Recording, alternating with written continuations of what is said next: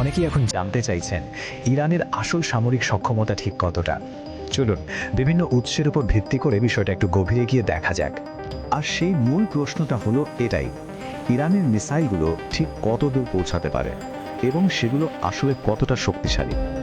এই পুরো আলোচনা জুড়ে আমরা এই প্রশ্নগুলোর উত্তর খোঁজার চেষ্টা করব। তো প্রথমেই যে ব্যাপারটা আমাদের বুঝতে হবে সেটা হলো এর বিশালতা।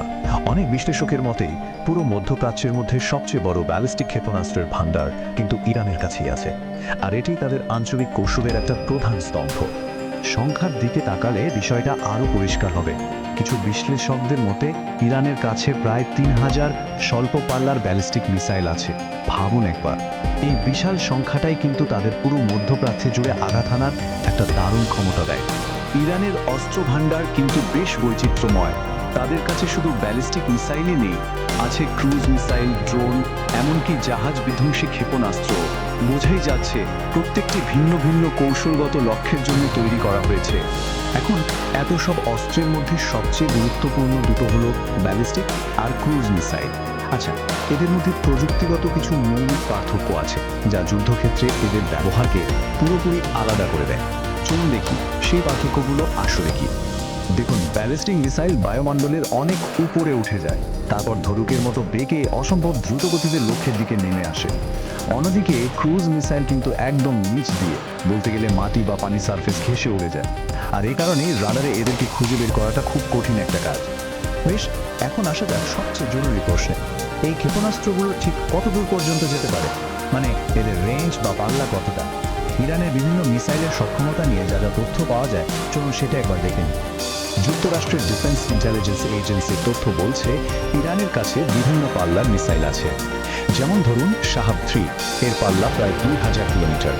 আবার কিয়াম-1 বা জুলফিকারের মতো মিসাইলগুলো কিন্তু ৭০০ থেকে ৭৫০ কিলোমিটার দূরের লক্ষ্যবস্তুতে আঘাত করতে পারে।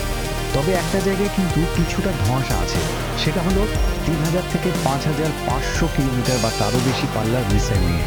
অনেক বিশেষজ্ঞ মনে করেন এই ধরনের লং রেঞ্জ প্রোগ্রাম হয়তো ইরানের পারমাণবিক বা মহাকাশ কর্মসূচির সাথে যুক্ত থাকতে পারে। যদি তাই হয়, তাহলে তো এটা তাদের সক্ষমতাকে একদম অন্য একটা স্তরে নিয়ে যাবে। ইরানের মিসাইল শক্তির পেছনে শুধু প্রযুক্তি একমাত্র কারণ না, তাদের আরেকটা বিশাল কৌশলগত সুবিধা আছে, আর সেটা হলো তাদের ভূগর্ভস্থ ঘাঁটিগুলো, যেগুলো প্রায় দুর্ভেদ্য। ইরান নিজেরাই এই ঘাঁটিগুলোকে বলে মিসাইল সিটি বা ক্ষেপণাস্ত্র শহর। নামটা শুনলেই কিন্তু এর বিশালতা আর গুরুত্বটা বেশ আন্দাজ করা যায়, তাই না? এগুলো এমনভাবে ডিজাইন করা হয়েছে যেন শত্রুর প্রথম আঘাতেই সব শেষ না হয়ে যায়। এই আন্ডারগ্রাউন্ড বেসগুলোর সুবিধাটা কোথায়?